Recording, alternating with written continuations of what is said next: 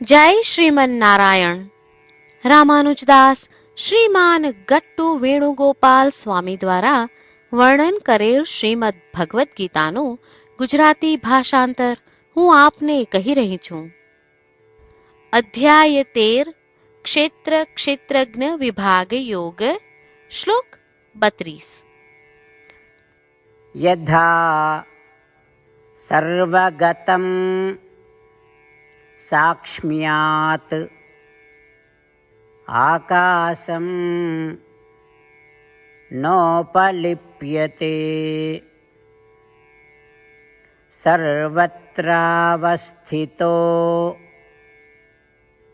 દેહે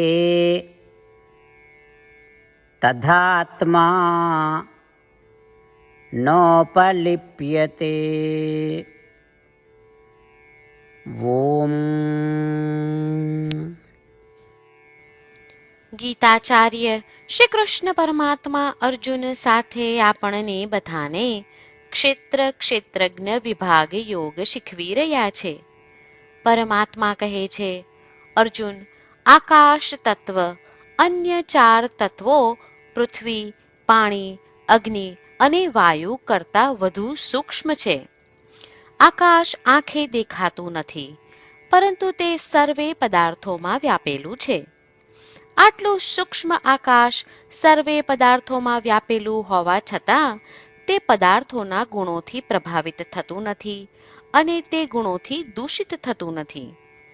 તે જ પ્રમાણે આત્મા જે આકાશ કરતાં પણ સૂક્ષ્મ છે, પછી ભલેને તે ગમે તેટલા શરીરમાં પ્રવેશે અને વ્યાપી જાય, પરંતુ તે શરીરના ગુણોથી દૂષિત થતો નથી અને તેના લક્ષણોથી પ્રભાવિત થતો નથી. આકાશનું ઉદાહરણ આપીને શ્રી કૃષ્ણ પરમાત્મા દર્શાવે છે કે આપણે કેટલા અદ્વિતીય છીએ.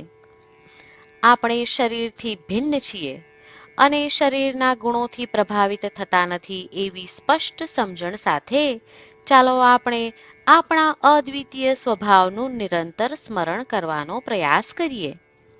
શ્રી કૃષ્ણ પરમાત્માના ઉપદેશોનું ધ્યાન કરતા ચાલો આપણે શ્રીમન નારાયણને પ્રાપ્ત કરવાના ઉદ્દેશ્ય સાથે આપણા શરીરનો શ્રેષ્ઠ ઉપયોગ કરવાનો આરંભ કરીએ. શ્રી કૃષ્ણ પરમાત્માનું શરણ લઈ ચાલો આપણે બધા શ્રી કૃષ્ણ પરમાત્માના શબ્દોનું આ શ્લોક સ્વરૂપે પુનરાવર્તન કરીએ. યથા સર્વગતં સાક્ષ્મ્યાત આકાશં નોપલિપ્યતે સર્વત્રાવસ્થિતો દેહે તથાત્મા નોપલિપ્યતે. શ્રી કૃષ્ણ પરમાત્માએ આખી ભગવદ્ ગીતાનો સાર અધ્યાય 18ના શ્લોક 65 થી 70માં 8 ઉપદેશ દ્વારા કહ્યો છે. શ્રી કૃષ્ણ કહે છે, જે મારા આ 8 ઉપદેશ અનુસરે છે તે મને પ્રિય છે. એ સર્વે ભક્તોનું હું બધી જ રીતે રક્ષણ કરીશ. શ્રી કૃષ્ણ પરમાત્મા પાસેથી આખી ભગવદ્ ગીતા સાંભળ્યા પછી અર્જુન કહે છે, કરીશ્યે વચનમ તવ, એટલે કૃષ્ણ, હું તમારી આજ્ઞાનું પાલન કરીશ, તમે કહો છો એમ કરીશ. અને આથી જ શ્રી કૃષ્ણએ દરેક પ્રકારના યશ અને વિજય અર્જુનને આપ્યા છે. તો ચાલો આપણે પણ પરમાત્માને 8 વાતો પાળવાનું વચન આપીએ. પરમાત્માને આપેલા વચનથી મોટી કોઈ પૂજા, તપ કે યજ્ઞ નથી. 8 પ્રતિજ્ઞાઓ જે આપણે લેવી જોઈએ તે હું હવે કહું છું. આપ સૌ પણ એનો મન અને હૃદયથી વિચાર કરો. આ રીતે શ્રી કૃષ્ણને વચન આપતી વખતે આપણે સૌ શ્રી કૃષ્ણની હસતી મુખમુદ્રાનો મનમાં વિચાર કરીએ અને પરમ આનંદનો અનુભવ કરીએ. જય શ્રીમન નારાયણ. આપણા 8 વચનો આ પ્રમાણે છે. આપણું પહેલું વચન, હે શ્રીમન નારાયણ, તમારા ઉપદેશ પ્રમાણે હું હંમેશા તમારું ધ્યાન અને ચિંતન કરીશ. આપણું બીજું વચન, હે શ્રીમન નારાયણ, તમે કહ્યું છે તેમ હું સદાય તમારી ભક્ત રહીશ. આપણું ત્રીજું વચન.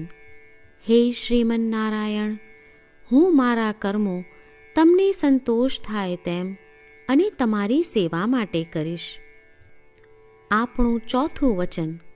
હે શ્રીમન્નારાયણ, તમે અનુસરવા કહ્યું છે તેમ મને પૂર્ણ શ્રદ્ધા છે કે હું તમારી છું.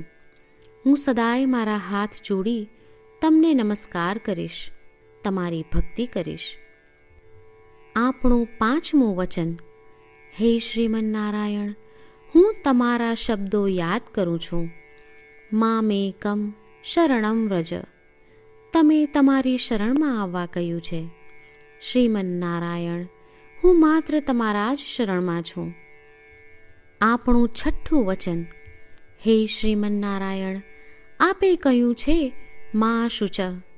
તમે અમને આશ્વાસન આપી શોક ન કરવા માટે કહ્યું છે, તો હું દુઃખી નહીં થાઉં, શોક નહીં કરું.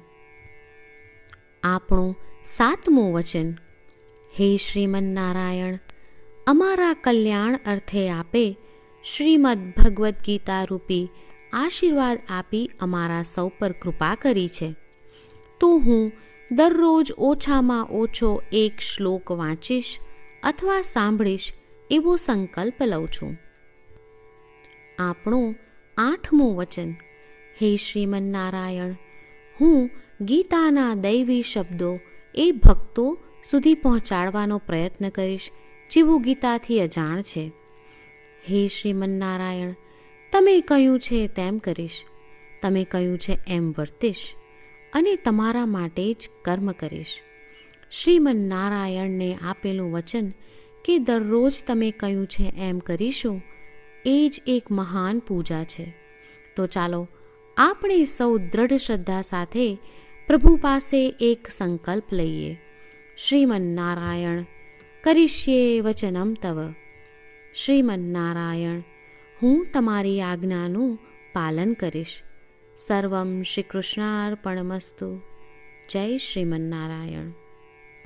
યથા સર્વગતં સાક્ષ્મ્યાત આકાશં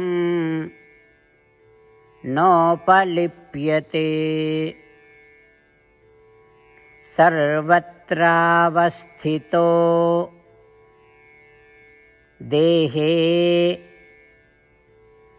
તથાત્મા નોપલિપ્યતે. ઓમ. યથા સર્વગતં સાક્ષ્મ્યાત આકાશં નોપલિપ્યતે સર્વત્રાવસ્થિતો દેહે તથાત્મા નોપલિપ્યતે. જય શ્રીમન્નારાયણ. તમામ ભક્તોને ખાસ વિનંતી. આપણા જીવનની દરેક બાબતોમાં આપણે તાત્કાલિક અને અસરકારક પરિણામો ઈચ્છીએ છીએ. આ પ્રાપ્ત કરવા માટે ચાલો દરરોજ 1 મિનિટ ફાળવીએ અને નારાયણાસ્ત્રમ વાંચીએ. નારાયણાસ્ત્રમ મેળવવા માટે તેની વેબસાઇટ જે www.narayanaastram.org છે તેના પર જાઓ અને રજિસ્ટ્રેશનમાં તમારું નામ અને ઈમેલ આપો. તમે આપેલા ઈમેલ પર તમને નારાયણાસ્ત્રમ PDF પ્રાપ્ત થશે. પીડીએફમાં રામાયણનો 1 શ્લોક, ગીતાનો 1 શ્લોક અને એક વિષ્ણુ નામ છે. આ 3ને નારાયણાસ્ત્રમ કહેવામાં આવે છે. દરેક વ્યક્તિને આ શ્લોકોનું અલગ અલગ સંયોજન પ્રાપ્ત થાય છે. જ્યારે દરેક વ્યક્તિ 24,000 ભક્તો સાથે તેમના નારાયણાસ્ત્રમને દરરોજ વાંચે છે અથવા સાંભળે છે, ત્યારે સમગ્ર રામાયણનું 1 વાર પારાયણ, શ્રીમદ્ ભગવદ્ ગીતાનું 33 વાર પારાયણ અને વિષ્ણુ સહસ્ત્ર નામનું 24 વાર પારાયણ રોજ પૂર્ણ થાય છે. આ એક અદ્ભુત અને અસાધારણ પરિણામ છે. તેથી તમે અને તમારા પરિવારના સભ્યો તરત જ વેબસાઇટ પર જાઓ અને તમારું નારાયણાસ્ત્રમ મેળવો. જય શ્રીમન્નારાયણ.